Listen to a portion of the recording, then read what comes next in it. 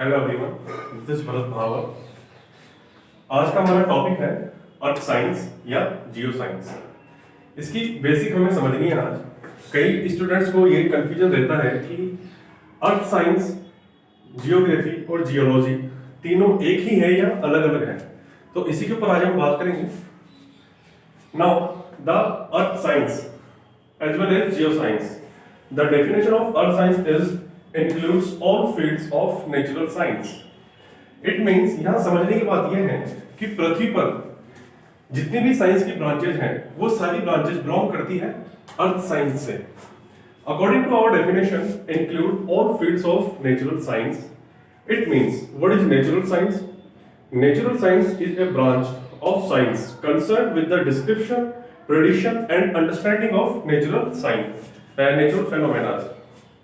देखिए, पृथ्वी पर घटित होने वाली कोई सी भी घटनाएं और उन घटनाओं से रिलेटेड जो भी साइंस उसकी थ्योरी देती है, उसकी प्रेडिक्शन देती है या उससे बचाव देती है या उसके कारण देती है, वह सारी ब्रांचेस कहलाती है अर्थ साइंस की ब्रांचेस। बेसिकली जब हम अर्थ साइंस की बात करते हैं तो इस अर्थ साइंस के अंदर हम मोटे तौर पर चार ब्रांचों की या चार विषयों की बात करते हैं और वो चार विषय हैं। पहला है हमारा लिथोस्फेयर, दूसरा है हाइड्रोस्फेयर, तीसरा है बायोस्फेयर और चौथा है atmosphere. It means earth science includes basically four subjective areas. The first one is lithosphere, the second one is hydrosphere, the third atmosphere and the last one is biosphere. Okay, lithosphere mean the outermost shell of any planet or outermost shell of any terrestrial planet or natural satellite is called lithosphere. In our earth, the outermost shell is formed by the addition of crust and upper mantle. The crust and upper mantle.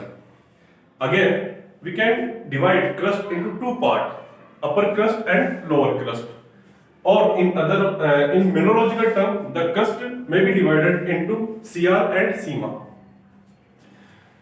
जो mental है पृथ्वी की, जो दूसरी layer है crust से नीचे, इसे भी दो भागों में बांटा गया है, अपर लेयर और लोअर लेयर। तो जो अपर लेयर है ये प्लास्टिकली फॉर्म है, मतलब ये अपना बिहेव एक प्लास्टिक की तरह करती है जिसके ऊपर सारी क्रिस्टल प्लेट्स मूव करती है। तो लिथोस्फेयर का मतलब क्या हुआ? किसी भी प्लेनेट की जो सबसे ऊपरी सतह है वही कहलाती है लिथोस्फेयर। सेकंड है हमारा हाइड्रोस्फेयर। हाइड्रोस्फेयर में स्टडी की जाती है किसी भी प्लेनेट के ऊपर जितना भी वाटर बॉडी है उन सबका total. According to definition, hydrosphere is the combined mass of water found on, under and above the surface of planet.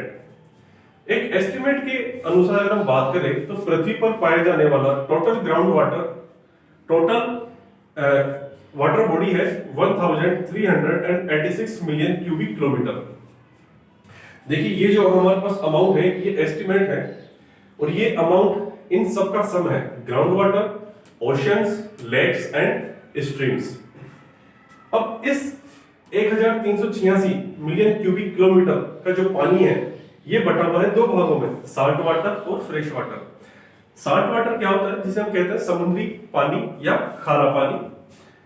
तो 97.5% है साल्ट वाटर, वहीं पे 2.5% है फ्रेश वाटर। अब ये जो फ्रेश वाटर है ये भी कई हिस्सों में बटा हुआ है, जैसे कि ग्लेशियर्स के रूप में हुआ, ग्राउंड वाटर के रूप में हुआ, ये सब फ्रेश वाटर में आता है। फ्रेश वाटर को बोला जाता है पीने योग्य पानी। तीसरी जगह हम बात करते हैं एटमॉस्फेयर। तो देखिए, एटमॉस्फेयर का मतलब होता है लेयर्स ऑफ गैसेस या एयर। एटमॉस्फेयर के अंदर बात करते हैं हम क्लाइमेट की या क्लाइमेट में होने वाली सारी घटनाओं की। एटमॉस्फेयर का काम क्या है? Protect life from ultraviolet solar radiation, maintain temperature variation during day and night, और एटमॉस्फेयर में पाई जाने वाली जो गैसेज है जो कि पृथ्वी पर पाई जाती है वो है 78.09% nitrogen, 20.95% oxygen, 0.04% carbon dioxide, 0.93% argon and the some remnants of water vapour. इसके अलावा एटमॉस्फेयर के अंदर जैसा कि पहली लाइन में लिखा गया है लेयर ऑफ गैसेस, अगर हम इनकी बात करते हैं तो पृथ्वी पर कुछ लेयर्स पाई जाती है एटमॉस्फेयर में या क्लाइमेट में। तो पहली है ट्रोपोस्फेयर, उसके बाद आती है स्ट्रेटोस्फेयर, फिर आइनोस्फेयर, फिर एक्सोस्फेयर। ये जो लेयर बताई गई है 4 लेयर, कुछ किताबों में ये 6 भी बताई गई है। इनका डिवाइडेशन होता है इनके कंपोजिशन से और धरातल से ऊपर की ओर बढ़ते हुए दूरी से, हाइट से। ओके, चौथा है बायोस्फेयर। देखिए बायोस्फेयर अर्थ साइंस का चौथा कार्य क्षेत्र है। बायोस्फीयर को इकोस्फीयर भी कहा जाता है या कहा जाता है कि zone of life on earth. देखिए जोन ऑफ लाइफ, इस जोन ऑफ लाइफ के अंदर दोनों चीजें आ जाती है, फ्लोरा और फौना, मतलब जीव जंतु और पेड़ पौधे। तो biosphere is the global ecological system integrated with living beings and there mutual relation and with above 3 branches. Biosphere में हमें यह पढ़ने को मिलता है कि जितने भी जीव जंतु हैं उनका आपस में संबंध, जीव जंतुओं का वनस्पति से संबंध तथा जीव जंतु और वनस्पति का ऊपर बताई गई 3 कार्य क्षेत्रों से संबंध। ठीक है, इस तरह हमने देखा अर्थ साइंस बेसिकली इन 4 कार्य क्षेत्रों में काम करता है। मोटे तौर पर अगर हम बात करें जियोग्राफी और जियोलॉजी, ये दोनों भी साइंस की ब्रांचेज हैं जो कि बिलोंग करती है अर्थ साइंस को। अगर हम जियोग्राफी की बात करते हैं तो जियोग्राफी 2 शब्दों से मिलकर बना है, पहला है जियो, दूसरा है ग्राफी। जियो का अर्थ होता है अर्थ, जियो का मीनिंग होता है अर्थ और ग्राफी यानी लिखना, डिस्क्राइब करना। It means description of earth is called geography. वहीं पे अगर हम बात करें जियोलॉजी की तो जियोलॉजी में भी geo mean earth and logy mean science. It means a science of earth is called geology. Geography को बेसिकली 2 ब्रांचों में बांटा गया है, पहला है ह्यूमन जियोग्राफी और दूसरा है फिजिकल जियोग्राफी।